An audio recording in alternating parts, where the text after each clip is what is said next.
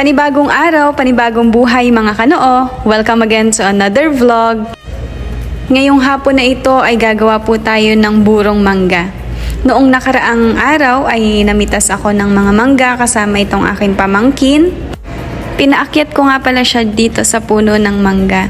Sinubukan ko rin nga palang umakyat dito pero hindi ko na pala kayang umakyat. Ayan, so yung mga laglag na mangga yun yung gagawin nating burong mangga. After nga naming manguha ng mangga ay dito naman kami sa puno ng Indian. Katamtamang gulang nga lang pala itong ating mga Indian mango at masarap na ito na isawsaw sa ating alamang.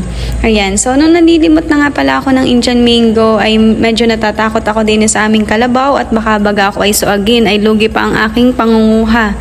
Ayan, so after nyan ay nagpunta na ako dito sa aking mini garden. Mamimitas ako nitong kaunting sili. So ito nga palang mga siling ito ay yung itinanim ko nung nakaraan. Yan, namumunga na sila pero hindi pa ganun kahinog.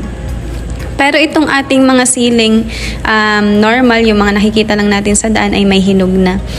Ito nga pala yung mga sangkap ng ating burong mangga. Meron tayong paminta, asin, asukal, bawang. Ayan, so sisimulan na natin. Babalatan ko lang itong mga laglag na mangga. So itong mga manggang ito ay yung mga mangga na hindi na pwedeng pahinugin kasi ito ay nalaglag na.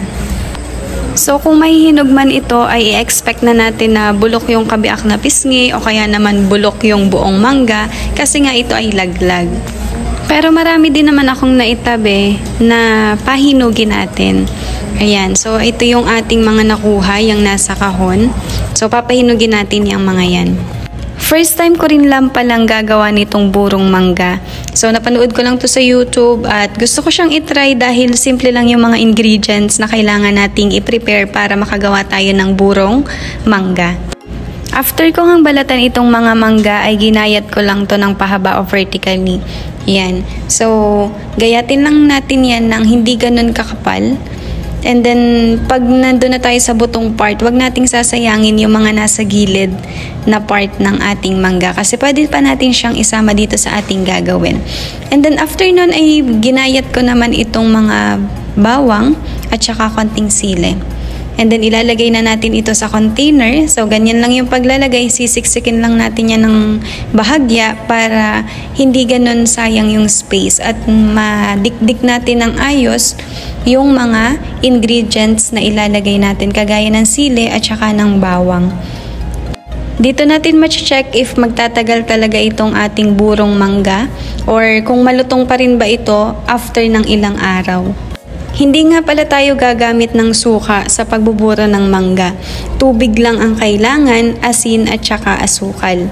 Yan. So, para makapagburo tayo, ganyan lang yung procedure na kailangan nating gawin. Pero yung iba, may iba silang style at ingredients ng paggagawa ng burong mangga. After ko malagyan yung isa, ay ito namang isang container ang aking lalagyan. Bali, dalawa nga lang pala ang magagawa kong burong mangga.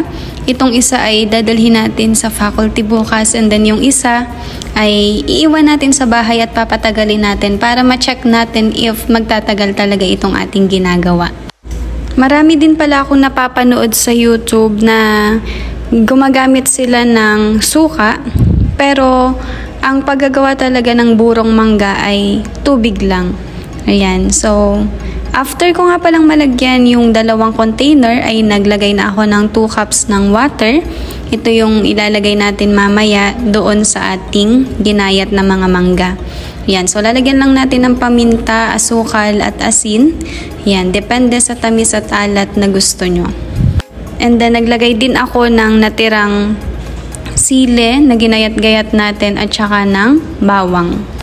Pakuluin lang natin ito and then iset aside natin kapag kumukulo na. And then kapag malamig na, pwede na natin siyang ilagay dito sa ating ginayat na mga mangga. Ayan, so medyo pupunuin lang natin ng pabahagya or salanap lang yung tubig hanggang dun lang sa part na may laman itong ating container. And then after nyan, ito na po ang ating burong mangga. Yan. So, mukhang masarap, parang atsara. Pero kasi ang atsara suka yung ginagamit. Kinabukasan ay dinala ko na nga po itong ating burong mangga. So magdamag na yung nakababad at i-check natin kung malutong pa rin ba siya kahit binabad na siya sa tubig. So si Ma'am Abby nga pala po yung titikim ng ating mangga. Ayan, so makikita nyo talaga na wala na yung ganong kaasim at masarap daw. Pero hindi ko sure kung tunay.